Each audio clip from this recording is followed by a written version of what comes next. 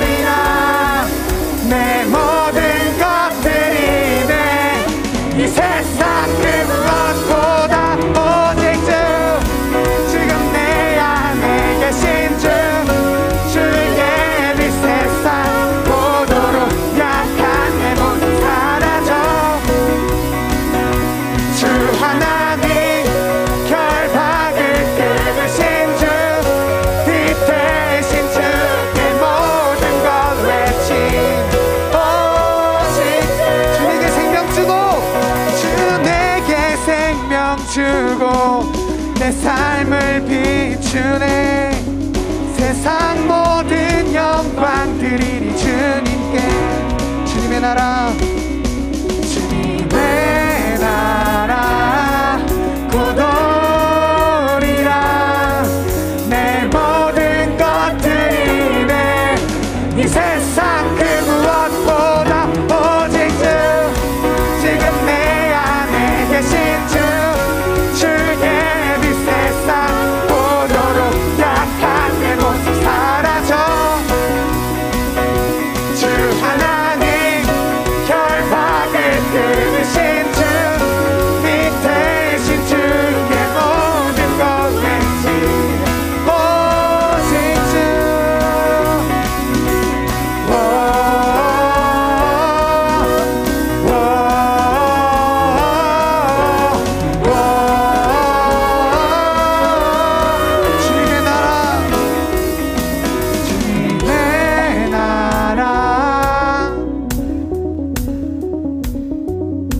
주님의 나라,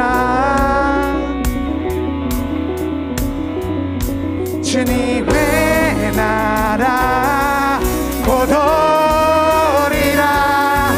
내 모든 것들이 내 이 세상 그 무엇보다 오직 주, 지금 내 안에 계신 주, 주의 빛 세상 보도록 약한 내 모습 사라져. 주 하나님 결박을 끊으신 주, 빛 대신 주께 모든 걸 외치네. 오직 주.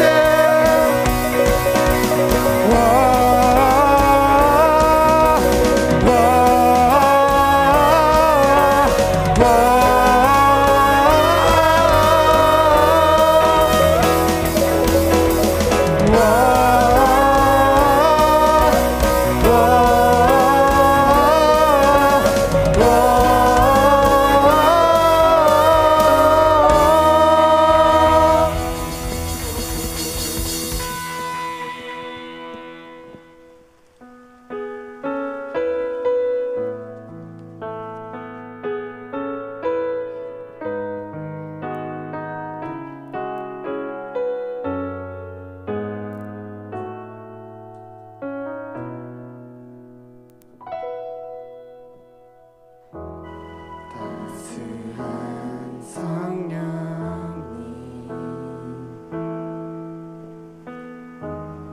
마음으로 보내 내 몸을 감싸며 주어지는 평안함 만족함을 느끼네. 사랑과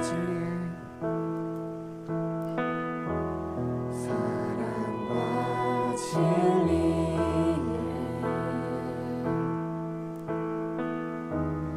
한 줄기 빛보내 내 몸을 감싸며 주어지는 평안함 그 사랑을 느끼네. 부르신 곳에서 나는 예배하네. 어떤 상황에도 나는 예배하네. 부르신 곳에서 나는 예배하네. 어떤 상황에도 나는 예배하네.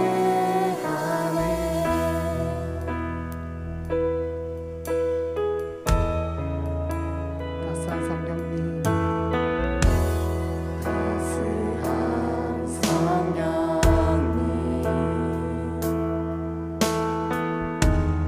마음으로 보내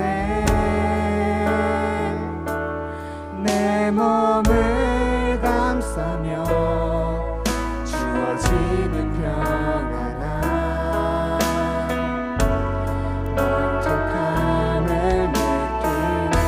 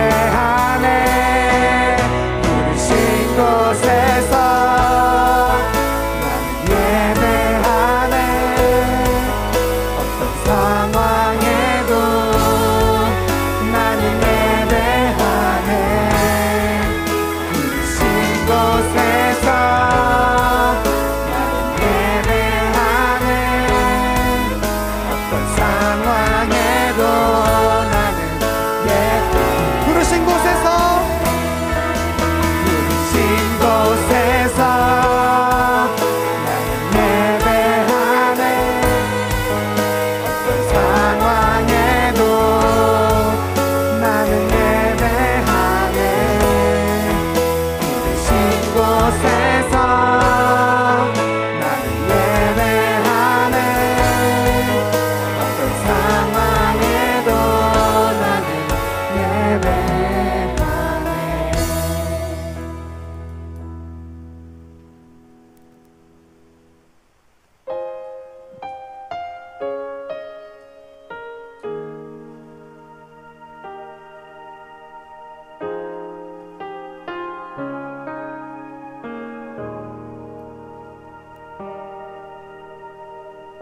내 백성이 나를 떠나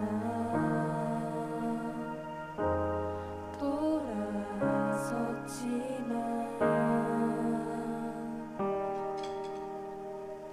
내 사랑이 내 백성을 포기 못하니 내 모든 것 내어주고 나 그들을 얻으리라. 여호와께 돌아가자. 우린 돌아서도 그는 변치 않네. 여호와께 돌아가자. 우린 넘어져도 그 사랑 영원하네.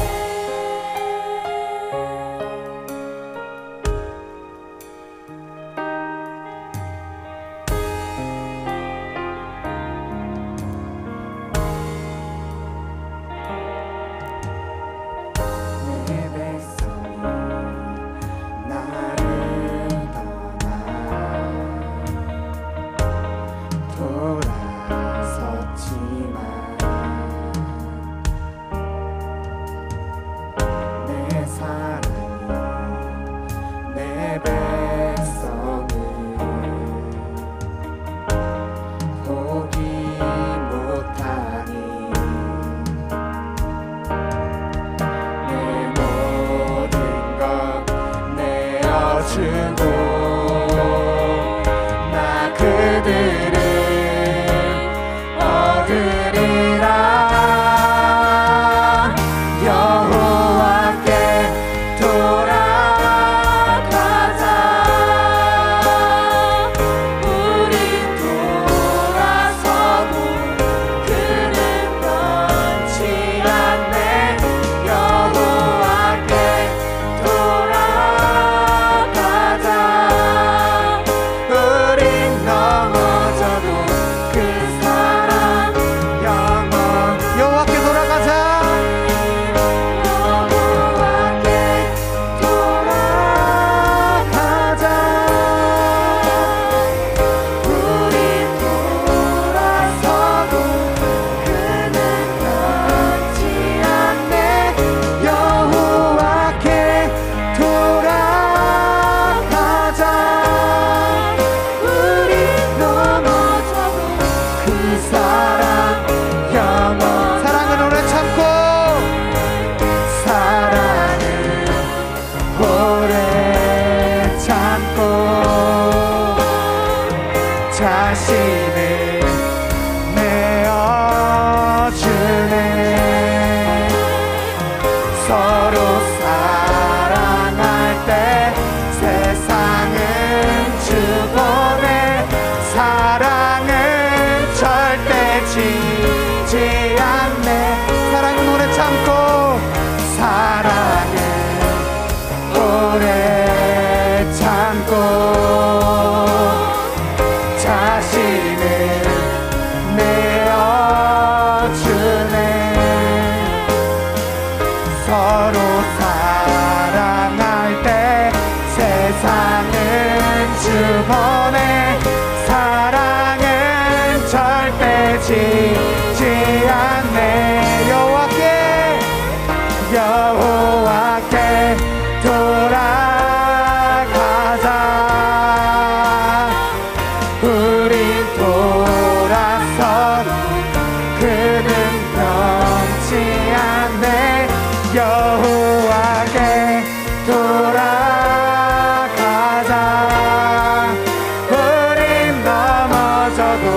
그 사랑 영원. 여호와께 돌아가자.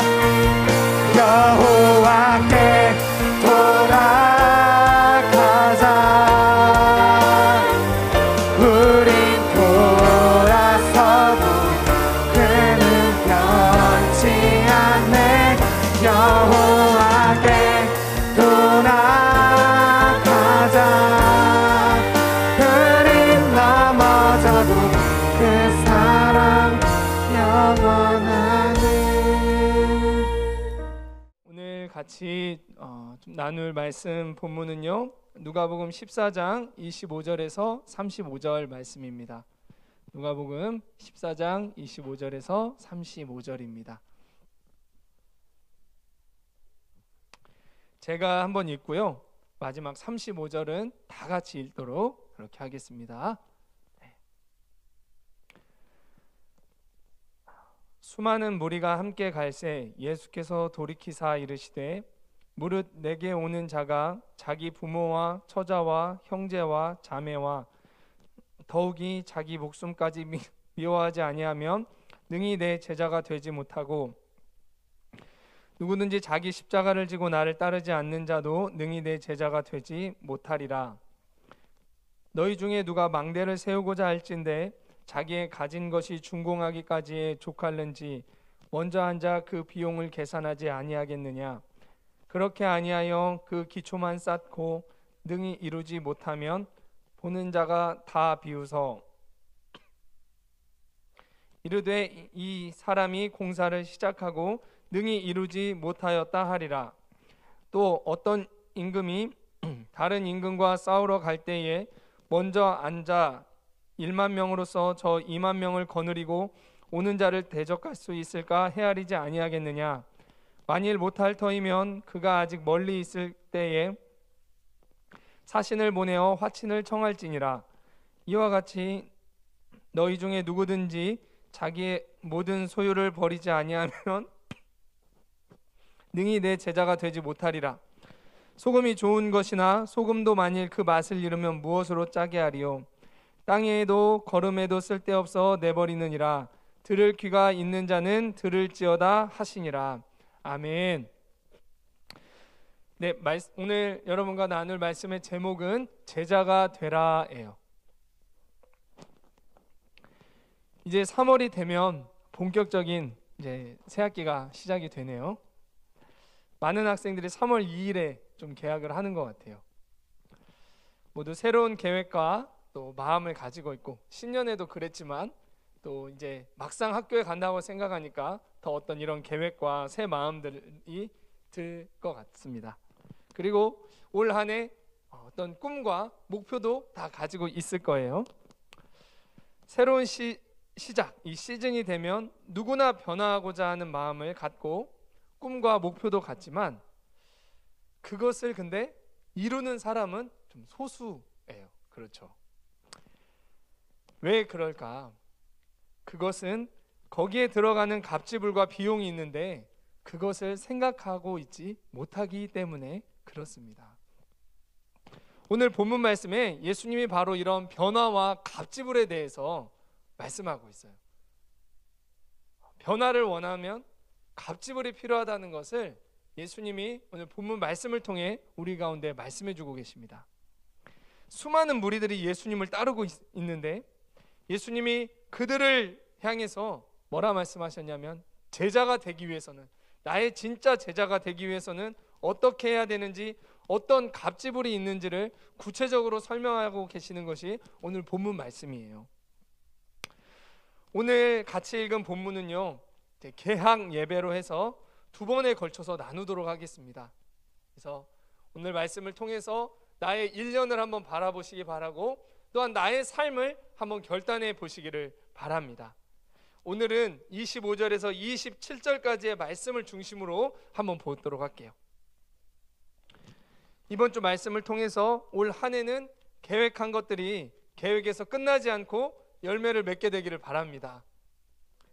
올 한 해 고등부 한 사람 한 사람이 예수님을 따르며 변화를 꿈꾸지만 갑지불을 생각하지 않고 갑지불하지 않았던 그 소수의 수많은 무리가 아니라 변화를 위한 비용을 생각해보고 갑지불을 해서 변화를 경험하는 제자로 일어서게 되시기를 축복합니다. 예수님을 따랐던 수많은 무리들은요, 예수님을 따르며 유익을 얻고 인생이 변화되기를 소망했어요. 그러니 예수님을 따랐겠죠. 그리고 또한 예수님의 제자가 되고 싶은 열망을 가지고 있기도 했어요. 예수님은 이런 무리들을 향해서 제자가 되기 위해서는 비용을 계산하고 갑지불을 해야 한다라고 말씀하셨습니다. 그냥 단순히 제자가 되었으면 좋겠다, 나 제자로 살래, 그냥 마음을 갖는 차원을 넘어서 실제 제자가 되기 위해서는 갑지불이 필요하다는 것을 말씀하신 거예요. 하나씩 예수님의 말씀을 보겠습니다. 예수님이 수많은 무리와 길을 가시다가 갑자기 뒤돌아서서 말씀하시기 시작하셨어요. 뭔가 중요한 말씀을 하고 싶으셨다는 것을 알 수가 있죠. 그 말씀은 이러이러한 사람은 내 제자가 되지 못한다라는 말씀이었어요.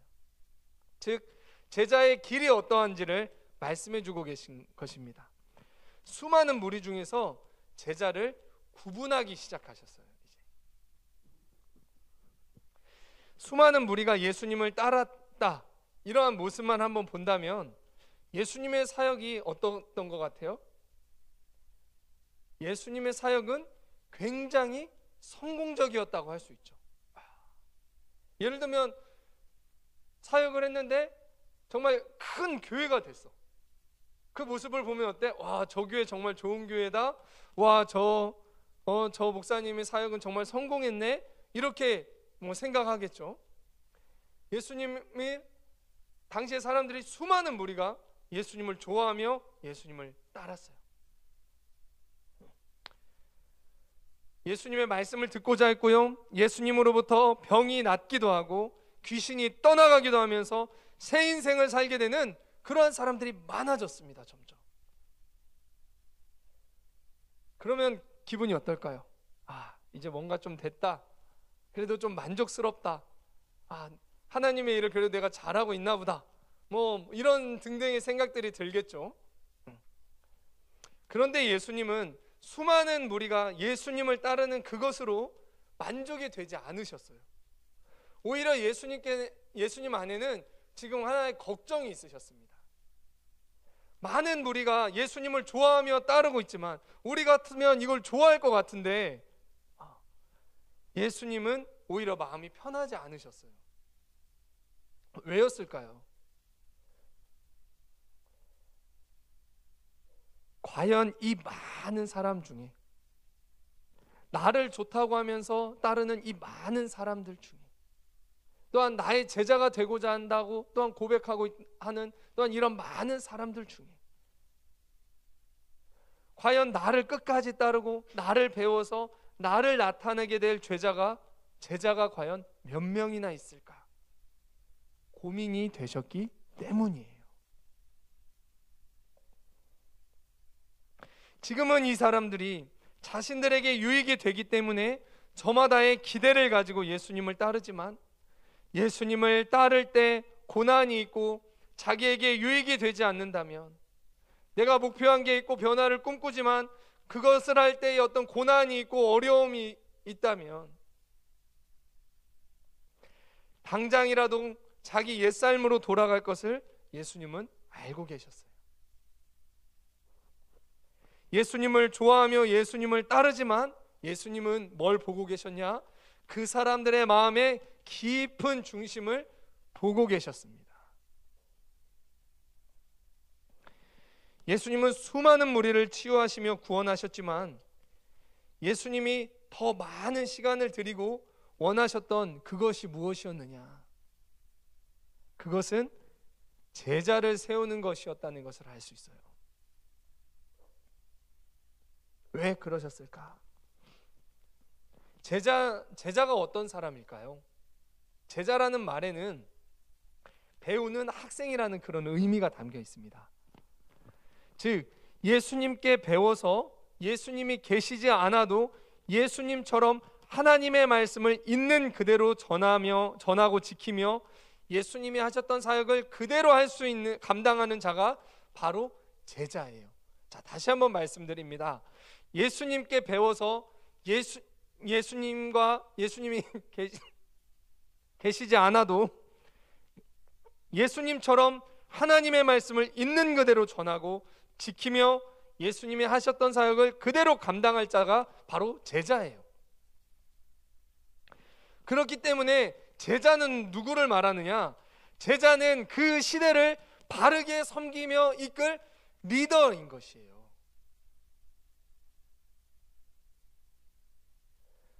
제자는 그렇기 때문에 지난 시간에 봤던 다림줄과 같은 역할을 하는 그러한 사람들입니다. 저마다 자기가 옳다고, 자기가 옳은 대로, 자기 편한 대로 많은 사람이 사는 삶의 기준을 따라서 그렇게 살아갈 때에 자기 자신이 기준이 아니라 다른 사람과 시대가 기준이 아니라 하나님과 하나님의 말씀을 기준 삼아서 사는 것을 보여줄 자들이 누구냐? 바로 제자들인 거예요. 예수님처럼. 예수님이 이 땅에 오셔서 바로 하나님을 사랑하는 것이 무엇인지, 하나님의 말씀을 따라 사는 것이 무엇이고, 하나님의 인도하심을 받으면서 살아가는 것이 무엇인지 종교 지도자들과는 달리 그것을 보여주셨죠. 실제 삶으로. 마찬가지로 제자들은 어떤 사람이냐면 그와 같은 역할을 감당해야 될 자들, 하나님의 다림줄이 무엇인지를 분명하게 삶으로, 메시지로, 인격으로, 능력으로 나타낼 자들이 제자들인 거예요. 제자는 그래서 그 시대를 이끌 리더인 것입니다. 예수님은 그 수많은 무리들, 그들이 변화받고 이런 것도 중요하지만 더 중요한 것은 예수님이 계시지 않을 때 예수님과 같은 그러한 역할을 할 제자들이 세워지는 것을 원하셨어요. 왜냐하면 만약 그 시대에 참 예수님의 제자가 없다면 그 시대 사람들은 방향을 잃고 헤매는 양처럼 맹수의 공격에 노출되고 또한 낭떠러지에도 떨어질 수 있는 양, 그와 같이 살아가게 되기 때문입니다. 예수님이 이 땅에 오시고 사역을 하실 때 이 땅에 종교 지도자가 많음에도 무리를 바라보시는 그 예수님의 마음이 어떠했냐면요, 마태복음 9장 36절 말씀입니다.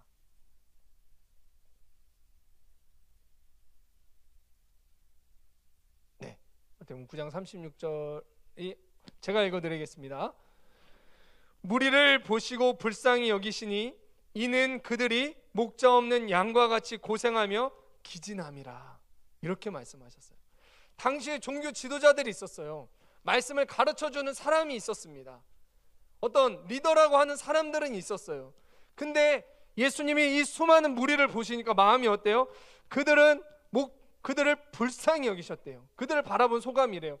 왜 불쌍히 여기셨느냐? 그들을 바른 곳으로, 옳은 곳으로 이끌어갈 수 있는 목자가 없기 때문이에요. 목자가 없으니까 그들의 실제 삶이 어떻다? 고생하며 기진했다. 이 말은 고생하며 방황하고 있다라는 그런 의미입니다.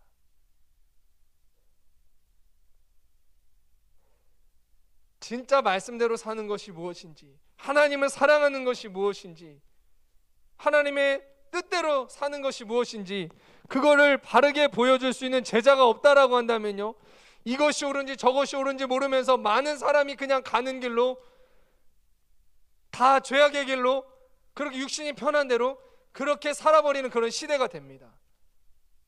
그러면 그 시대는 어떻게 돼요? 그 시대는 영적으로 망하는 거예요. 그 시대를 책임지기 위해, 그 시대가 새롭게 되기 위해서는 그래서 누가 필요한 거예요? 그 시대를 살리기 위해서는 어떤 일을 해야 되는 거예요? 그 시대가 살아나기 위해서는 예수님의 참 제자가 필요한 것입니다. 그 시대를 살리기 위해서는 어떤 일을 해야 돼요? 참 제자를 세워야 되는 것이에요. 그래서 제자 한 사람이, 예수님의 제자 한 사람이 중요한 거예요. 교회도 마찬가지예요. 교회에 많은 사람들이 나오는 것 너무나 기쁜 일입니다. 그러나 많은 사람들이 나오는 것보다 더 중요한 것이 있어요. 제가 툭 까놓고 얘기하겠습니다. 고등부에서 많은 사람이 졸업하는 것보다 더 중요한 것이 있어요. 우리 고등부에 30명, 40명 졸업했어. 우리 고등부에 매일 예배 130명, 150명씩 예배 드려. 이것보다 더 중요한 것이 있어요. 몇 사람이 졸업해서 캠퍼스에 갔느냐보다 더 중요한 것은 몇 명의 제자가 캠퍼스로 나아갔느냐가 더 중요한 것입니다. 왜 그런지 아세요? 진정한 제자가 없으면요, 육신의 편한 대로 그래 네가 옳은가 봐 그냥 사람의 기준을 따라서 많은 사람들이 죄와 이 시대 가운데 그냥 무너져 버립니다. 하나님의 다림줄과는 점점 멀어져 버려요. 그러나 예를 들어서 나의 동기 중에 진정한 예수님의 제자 한 명이 있다라고 한다면 그 한 명의 제자를 통하여 다른 길로 가려고 했던 친구들도 다시 예수님께로 돌아오는 역사들이 있을 것입니다. 진정으로 주님을 사랑하고 섬기는 것이 무엇인지, 주님이 어떤 자를 축복하시고 어떤 자를 통하여 영향력을 나타내는지를 바로 그 제자된 한 사람을 통해서 나타내실 거예요. 그렇게 될 때에 이 시대에 소망이 있고 캠퍼스가 소망이 있는 것입니다. 너도 나도 죄악의 길로 간다면 그 캠퍼스는 어둠인 거예요. 대학을 갔다고 좋아할 것이 아닙니다. 대학을 많이, 고등부에서 좋은 대학들, 신앙생활 열심히 했더니 제 좋은 대학 갔어, 좋은 대학을 많이 보내는 것이 고등부에서 좋은 것이 아니에요. 그래봤자 다 어둠 속으로 편승될 수밖에 없는데, 그것보다 더 중요한 것은 무엇이다? 그 시대를 밝힐 수 있는, 그 시대의 다림줄이 되어질 수 있는 그 제자를 세워서 보내는 것이 훨씬 더 중요한 것입니다. 이것이 예수님의 마음이었어요. 수많은 무리가 예수님을 따르고 있었어요. 예수님에게 열광했어요. 예수님을 좋아했어요. 예수님은 그들과 함께 걸어가고 계셨어요. 그런데 예수님 마음이 불편했어요. 그래서 예수님 뒤돌으셨습니다. 수많은 무리를 보시면서 얘기를 하셨어요. 무엇에 대해서요? 제자에 대해서 말씀하십니다. 진정한 제자가 이 안에 있느냐? 진정한 제자가 이 안에서 일어나야 된다는 것을 예수님이 말씀하고 계십니다. 예수님 제자를 구분하기 시작하셨어요. 그런데 그 예수님의 말씀은 굉장히 강력했어요. 아니, 과격했어요. 왜냐하면요, 예수님은 시대 상황에 맞춰 사람들이 듣기 좋은 말씀을 하신 것이 아니라 하나님의 말씀을 있는 그대로 전하셨기 때문이에요. 한번 생각해 보죠. 하나님의 말씀을 있는 그대로 전하는데 그것이 왜 깜짝 놀랄 만큼 과격하게 들리는 것일까요? 그것이 그만큼 굉장히 과격하게 다가오고 여겨진다라는 것은 그 시대와 나의 가치관이 지금 하나님과 하나님의 말씀에 멀어져 있기 때문인 것이에요. 그러니 그것이 너무나 과격한 거죠. 이 시대를 살아가는 때는 그대로 살아갈 수 없을 것 같은 그런 느낌들을 갖게 되는 거죠.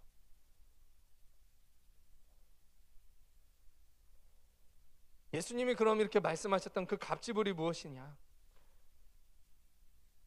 그것이 바로 26절과 오늘 본문의 26절과 27절 말씀이었어요. 자, 그 갑지불을 한번 봅시다.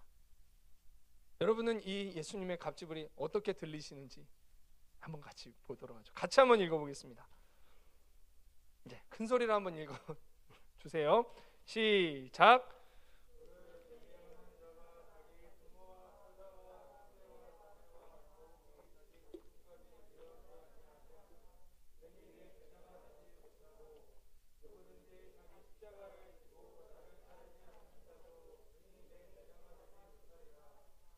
아멘.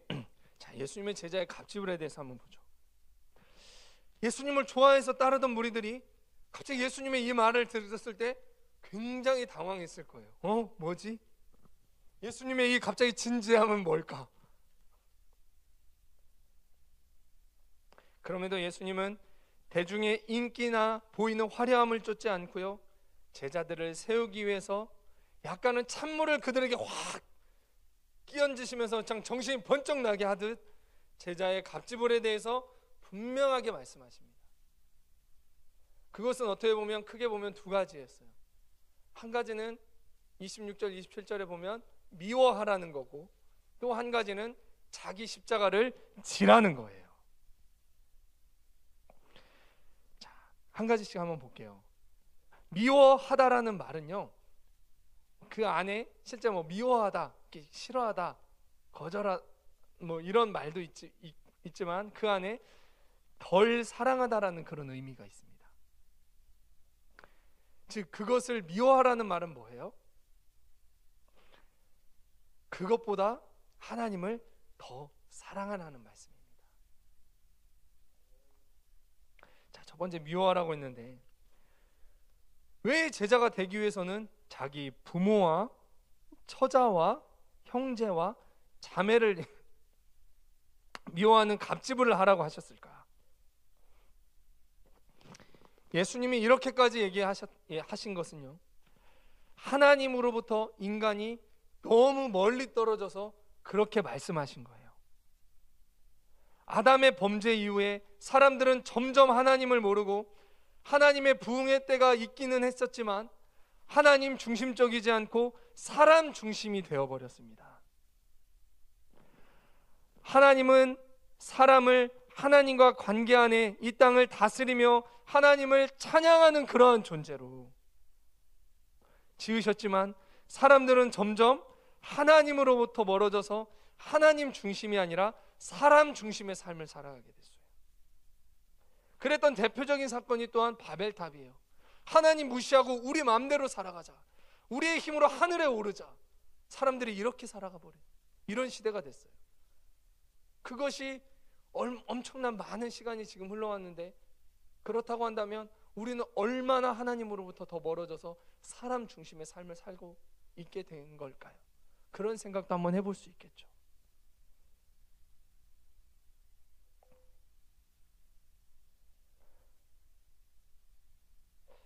근데 이렇게 생각하는 사람이 있어요. 사람이 사람 중심적인 게 뭐가 잘못된 건가요? 맞아요. 우리는 사람이에요.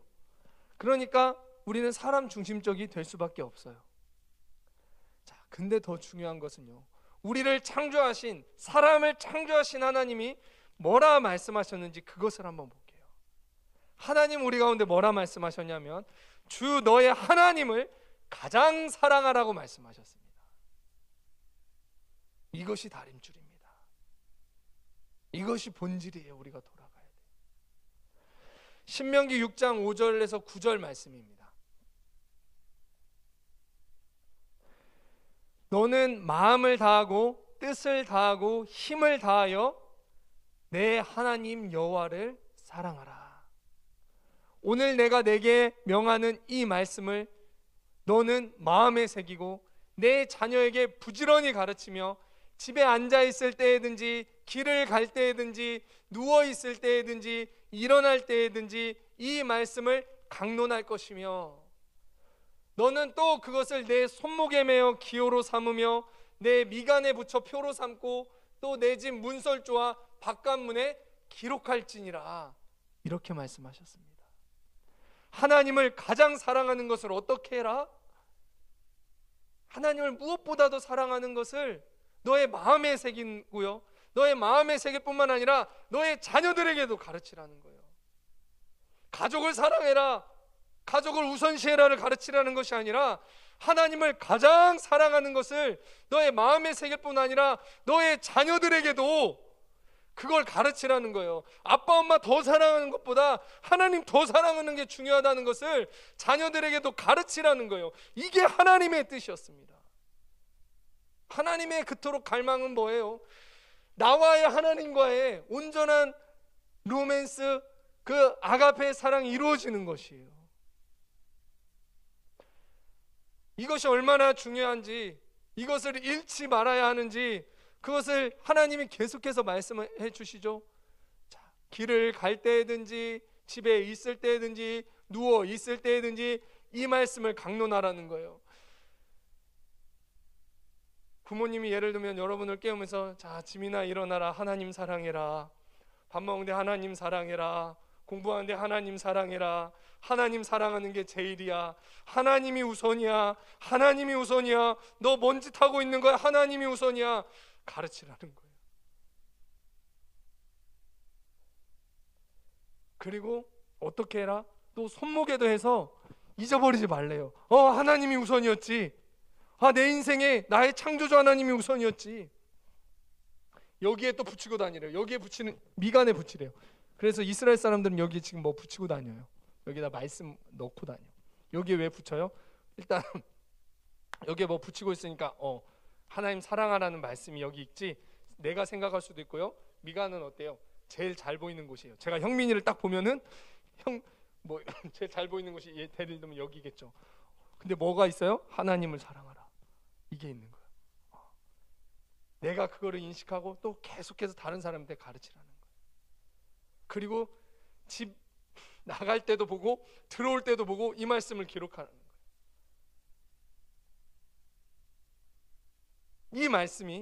이 말씀을 예수님은 신약시대에 또 뭐라 말씀하셨냐면요, 서기관들이 예수님과 논쟁이 붙어요. 논쟁이 붙는 것보다 서기관들이 예수님을 약간 시험하고자 와서 예수님께 질문을 합니다. 선생님, 하나님의 이 율법이 이렇게 많은데, 이 말씀이 이렇게 많은데 가장 첫 번째 되는 계명이 무엇입니까? 물어봐요. 예수님이 그러니까 마태복음 22장 37절에서 40절에서 이렇게 말씀하십니다. 자, 예수께서 이르시되, 바로 우리가 방금 봤던 그 신명기 말씀을 그대로 말씀하세요. 근데 예수님은 더 강조해서 말씀하세요. 뭐가 더 강조됐는지 한번 찾아보세요. 자, 숨은 그림 찾기. 자, 예수께서 이르시되 내 마음을 다하고 목숨을 다하고 뜻을 다하여 주 너의 하나님을 사랑하라 하셨으니. 뭐가 더 들어갔어요? 신명기에는 내 마음과 내 뜻과 힘을 다하여 여호와를 사랑하라고 했는데, 예수님은 하나 더 얘기하셨어요. 목숨을 다해서 너 하나님을 사랑하라는 거예요. 이것이 첫째 되는 계명이요. 이것이 첫째라는 거예요. 이것이. 가족을 사랑하지 말라는 말이 아닙니다. 사람을 배려하지 말라는 말이 아닙니다. 이것이 첫째라는 거예요. 이것이 첫째고 둘째가 이것이니 내 이웃을 내 자신과 같이 사랑하라 하셨으니 이 두 계명이 온 율법과 선지자의 강령이니라. 아멘. 이것이 본질입니다. 이것이 다림줄이에요. 하나님이 우선이에요? 나의 가족이 우선이에요? 예배가 우선이에요? 나의 가족끼리의 친목이 우선이에요? 아빠를 기쁘게 하는 게 먼저예요? 하나님을 기쁘게 하는 게 먼저예요? 내 친구의 요구 조건을 들어주는 게 먼저예요? 예수님의 말씀에 내가 순종하여 안식일을 거룩히 지키는 게 먼저예요?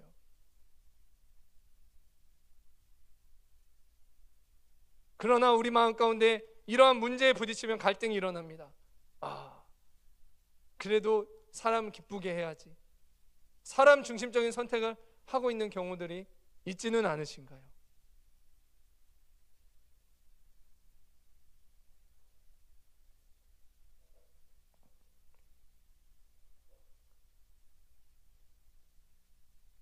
하나님을 떠나 살아간 사람들의 모습은 점점 하나님을 가장 사랑하는 것이 아니라 사람 중심적이 되어버립니다. 창조하셨던 모습과는 반대로 돼요. 사람이 우선이고 나의 가족과 가까운 사람이 우선이고 나와 나의 가족을 누가? 하나님이 도와주셔야 된다고 생각해요. 내가 하나님을 먼저 사랑하는 것이 아니라 하나님이 나의 사랑하는 가족을 하나님이 도와주셔야죠. 하나님이 나를 지켜주셔야죠. 근데 본질은 뭐예요? 그것도 맞는 말이에요. 틀린 말은 아니지만 더 진짜 본질은 뭐냐면, 하나님 왜 나의 가족을 안 도와주세요가 아니라 너의 가정이 나를 온전히 섬기라, 이것이 하나님이 원하시는 것입니다.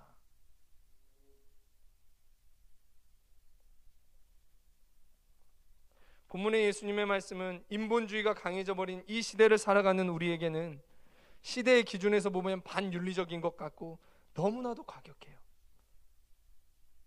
그러나 하나님께로 다가가면 다가갈수록 그 다림줄을 볼수록 그것은 굉장히 과격한 것은 아닙니다. 선하신 하나님께로 갈수록 하나님을 가장 사랑하는 것은 아름다운 것이고 당연한 거예요. 하나님이 가정을 파괴하시는 분일까요? 실제로 가정이 하나님께로 나아가면 어떤 일들이 일어나요? 가정의 질서가 회복되고요, 가정 회복의 하나됨의 놀라운 역사들이 일어납니다. 이러한 간증들이요, 저희 교회 안에 무수히 많아요. 여러분의 가정에서도 여러분의 아버지가, 여러분의 어머니가 하나님께로 돌아와서 가정이 놀랍게 회복되고 아버지가 바뀌고 하나 되기 시작하고, 아버지가 그전엔 나한테 말도 안 걸었는데 갑자기 대화를 시도하는 일들이 그것을 경험한 친구들도 아마 있으실 거예요. 아, 이제 와서 왜 저한테 그러시나. 네.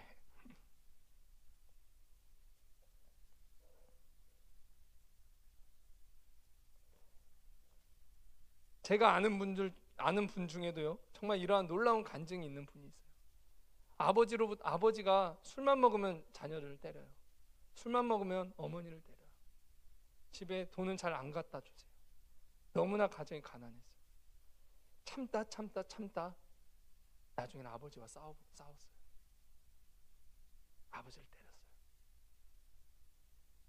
가정이 깨어질 대로 깨진 거예요. 근데요, 제가 아는 그분이 말씀을 듣다가, 우리 교회에서 목사님 말씀 테이프를 듣다가 그 예수님을 만나고 회개가 터졌어요. 예수님 말만 들으면 울어. 일주일 내내 울어. 그런 회개의 은혜를 경험한 다음에요, 아버지에게 용서를 구하고 가족에게 용서를 구하고 가정을 다 교회로 인도해서 그 가정이 교회 안에서 신앙생활을 하기 시작했어요.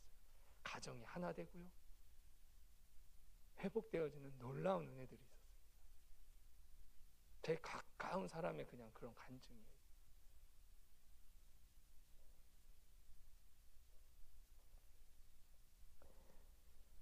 하나님은 가정을 파괴하시는 분이 아니라요, 어떤 나의 관계들을 파괴하시는 분이 아니라 가장 아름다운 모습으로 오히려 회복시키시는 분이세요. 나 혼자 예수님을 믿는 친구들, 그 친구들은 예수님을 믿는 것으로 인해 핍박과 어려움이 클 수 있어요. 그래도 예수님을 더 사랑하고 따르며 가정을 예수님께로 인도하는 것이 가정이 진정으로 회복되는 길임을 믿으시기 바랍니다. 그래서 가정 안에서의 어떤 핍박과 어려움이 있더라도 먼저 하나님을 사랑하는 것을 택하시기를 바라요. 예수님의 제자로 살려고 할 때 가장 강력한 방해 중에 하나가 이런 인간적인 겁니다. 여러분이 실제 신앙생활을 정말 열심히 하려고 하면요, 그런 신앙생활을 정말 더 깊이 못하게 하는 것이 가정일 수 있어요. 여러분이 지금은 신앙생활 그냥 대충, 예를 들어서 뭐 하거나 예배도 잘 안 드리려고 하거나 늦게 가거나 말씀을 잘 안 듣거나 뭐 그와 같으니까 부모님이 예를 들면 교회 좀 가라, 좀 빨리 일어나야지, 말씀 좀 잘 들어라, 막 그렇게 할 수 있어요. 근데요, 여러분이 갑자기 이제 말씀 받고 은혜 받아가지고 성적이 오르기 시작하고요, 여러분들이 교회 흐름을 따라간다고 헌신하기 시작하고요, 1대1을 하기 시작하고 기도 모임에 갑자기 참석하고 매일 막 기도의 자리로 나아가고 막 그렇게 되면은 그를 누가 방해해요? 오히려 가족이 방해할 수도 있어요. 적당히 해. 그렇게까지 하지 마. 너 지금 그렇게 하면 안 돼. 적당히 해. 캠퍼스 가서도 더 주를 위해서 살려고 하고 내 시간을 구별해서 갑집을 하면서 정말 예수님께만 더 집중하려고 하면 어떤 얘기를 들을 수도 있어요? 야, 그렇게 하지 마. 이 시대에 누가 그렇게 해. 네 것 좀 챙기면서 살아. 그러다 어떤 얘기도 들어요? 너 미쳤냐? 예수님께 미쳤냐? 교회에 미친 거야? 이런 얘기들을 누구로부터 들을 수도 있다? 가족으로부터 들을 수 있어요. 근데 저는 이렇게도 한번 얘기해 보고 싶어요. 여러분, 저 우리 고등부를 볼 때 이러한 핍박이 너무 없어. 이러한 고난이 너무 없어. 이런 얘기가 너무 멀게 느껴지죠. 어떻게 하면 신앙 좀 더 해봐라. 어떻게 하면 신앙 좀 더 해봐라. 말씀 좀 잘 들어라. 야, 말씀만 듣는다면 막 먹을 거 사줄게. 용돈 더 줄게. 이런 환경에서 여러분들 있죠. 정말 여러분이 예수님을 만나고 예수님이 너무 좋아서 여러분의 인생을 과격하게 들임으로 인해서 예수님을 따르는 것 때문에 정말 핍박도 받는 세대가 되셨으면 좋겠습니다.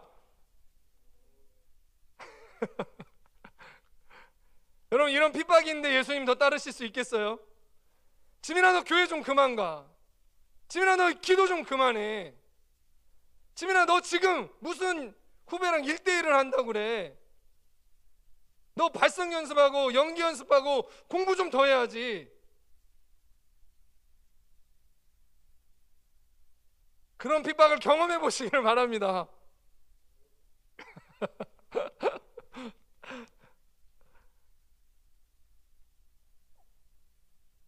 정말 주를 위해서 따르다가 그런 핍박도 경험해 보시면요, 어렵지만 나 제대로 살고 있구나.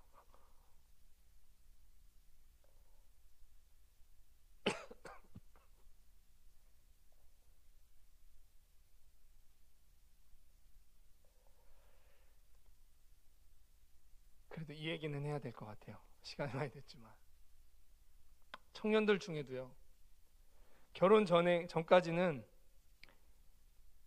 미혼 선생님들이 많기 때문에 할게요. 그리고 여러분도 결혼에 관심이 많으니까 결혼하기 전까지는 예수님 앞에 정말 훈련받으며 정말 충성되고 신실한 형제 자매였어. 기도도 얼마나 그렇게 열심히 하는지, 무엇을 위해 기도하는지 모르겠어. 그렇게 열심히 막 주야 막 너무나 막 기도를 열심히 하고, 화장도 포기하고 형제들도 뭐 다른 거 다 포기하고 그렇게 기도를 열심히 했어. 근데요, 결혼을 하고 나서요, 기도하러 못 가게 하는 남편과 아내들이 있어요. 이제 기도하러 가지 말라고 해요. 나와 더 있으라고요. 나 좀 도와달라 해요. 그러면 고민을 합니다. 이렇게 인간적인 것은 내가 예수님의 뜻대로 더 살아가는 것을 더 방해합니다. 인간적인 것이 굉장히 강해요. 여러분, 친구들이 다른 친구 왕따 시키니까 나도 친구를 위해서 왕따 시켜요. 하나님이 그 사람 왕따 시키라고 했어요. 이렇게 인간적인 것이 우리가 예수님의 제자로 살아가는 것을 막아버립니다. 그래서 예수님 말씀하세요. 인간적인 거, 가장 가까운 그 사람들을 말했죠. 그거를 미워해야 된다고 말해요. 그것보다 하나님을 더 사랑해야 된다고 말합니다. 하나님의 뜻대로 그것들을 섬겨야 된다라고 말씀하세요. 내 안에 인간적인 것이 어떤 것이 있는지 한번 우리가 또한 돌아보기를 바랍니다.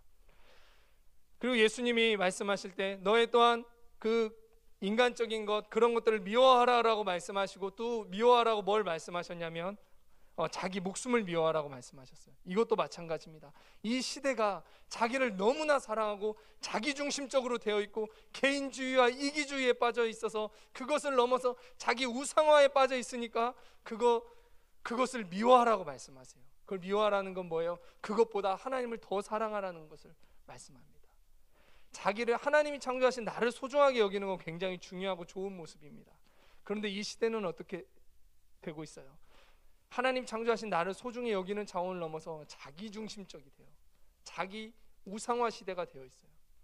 그래서 심지어 교회 다니는 사람들조차도요, 신앙생활을 하다가 예수님을 따르다가 고난과 핍박이 있거나 예수님을 따르는 것이 나한테 하나도 유익이 없어, 불편하거나 헌신해야 하거나 자기를 부인해야 하면 사명이고 뭐고 다 때려쳐 버립니다.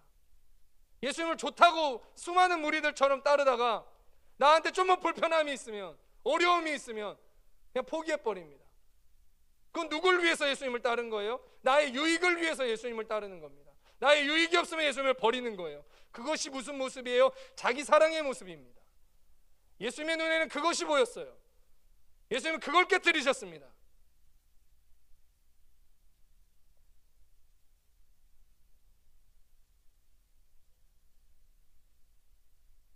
자기 목숨까지 미워하라는 예수님의 말씀이 과격하게 들리지만 하나님께로 가까이 갈수록 어떤 고백에 가까워지냐면 내 생명보다 예수님이 더 귀합니다라는 그런 고백이 나오게 돼요. 예수님을 따르다 목숨에 위험이 생긴다고 생각할 때 두렵기도 하지만 내 목숨보다 예수님을 더 귀하게 여기고 따를 수 있기를 구하는 마음이 생깁니다. 이것은 과격한 것이 아니라 우리가 본질에서 멀어져 있기 때문에 그래요.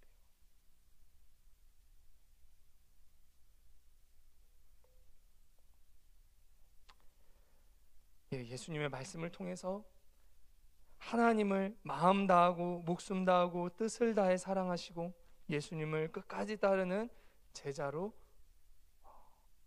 다시금 돌이키게 되시기를 바랍니다.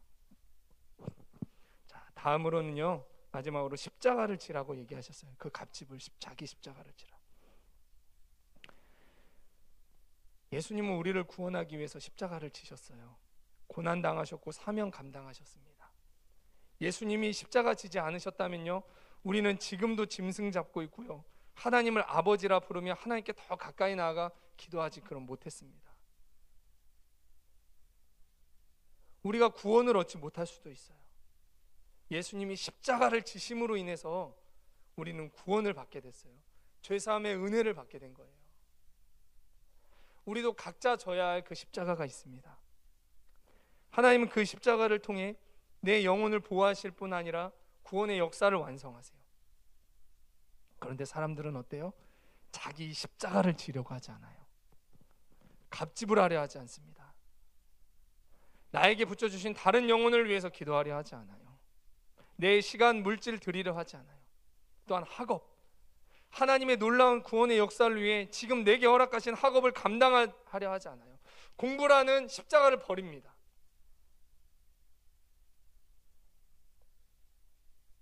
가정에서 자존심을 꺾지 않아요.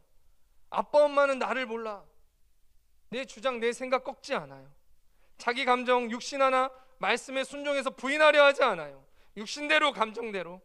십자가는 엄마 가지고, 십자가는 아빠 가지고, 십자가는 내 친구 가지고, 십자가는 내 동생과 내 누나와 오빠가 지고, 십자가는 교회 선생님이 지게 만듭니다.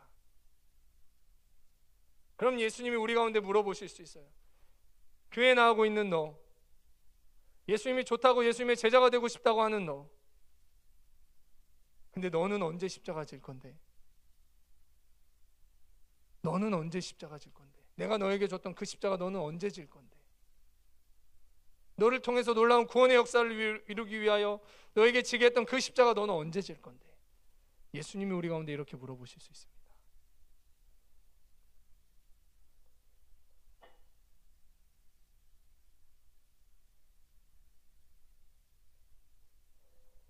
이번 한 주는 나의 십자가를 버리지 마시고 하나님이 말씀하셨고 하나님이 허락하셨기 때문에 그 하나님께 순종하기 위하여서 나에게 주어진 십자가를 다시금 짊어져보는 삶의 한 걸음을 내딛게 되시길 바랍니다.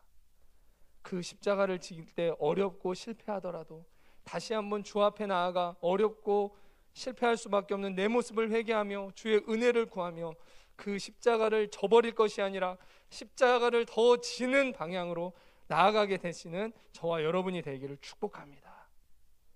자기 십자가를 내팽개쳐 버리지 마세요. 결론입니다. 예수님은 많은 무리가 자기 유익을 위해서 예수님을 따르지만 이들이 제자가 되기를 원하셨습니다. 많은 무리 중에 제자가 나오기를 원하셨어요. 예수님의 이런 말 누가 좋아했겠습니까? 그러나 예수님은 대중의 인기를 구하지 않고 제자를 구분하기 시작하셨어요. 자, 예수님의 말씀의 기준으로 나는 하나님으로부터 지금 얼마나 벗어나 있나요? 우리 한번 돌아보기를 원합니다. 예수님은 하나님의 사랑으로부터 많이 벗어나 있는 수많은 무리를 향해 제자의 갑지불에 대해서 말씀해 주셨어요. 제자의 갑지불은 어렵고 큰 것이지만 하나님 사랑보다는 크지 않아요. 그렇기 때문에 우리가 먼저 구해야 할 것은 내 죄를 회개하며 하나님께로 돌이키는 거예요. 하나님에 대한 사랑을 구하는 거예요. 죄사함의 은혜를 경험하면요, 나 같은 죄인을 살리신 그 은혜에 감사하게 되고 갑지불보다는 은혜가 더 크게 여겨집니다. 하나님의 사랑을 알면요, 그 갑지불이 마냥 크게만 여겨지지 않아요. 예수님의 제자의 갑지불이 너무나 크게만 느껴진다면 지금 나의 상태는 예수님의 은혜 안에 거하고 있지 않은 상태인 거예요. 예수님의 십자가의 은혜, 죄사함의 은혜 안에서 벗어나 있는 거예요. 영적으로는 예수님의 십자가의 은혜, 죄사함의 은혜를 아직은 모르는 거일 수 있어요. 지식으로만 아는 거지. 오늘 예수님의 말씀 앞에 걸러지는 자가 되지 말고 예수님을 따르지만 수많은 무리와 같이 내 자랑, 내 의, 내 욕심, 내 영광을 위해 예수님을 따르는 내 마음의 중심을 회개하며 다시 하나님께로 돌이킬 수 있는 은혜가 있기를 바랍니다. 제자를 구분하시는 예수님의 말씀 앞에 걸러지는 자가 아니라 하나님을 더욱 사랑하게 되시기를 바랍니다. 예수님의 말씀 앞에 회개를 통해 제자의 갑지불도 감당해 가는 제자로 세워져 가는 은혜가 있기를 축복합니다.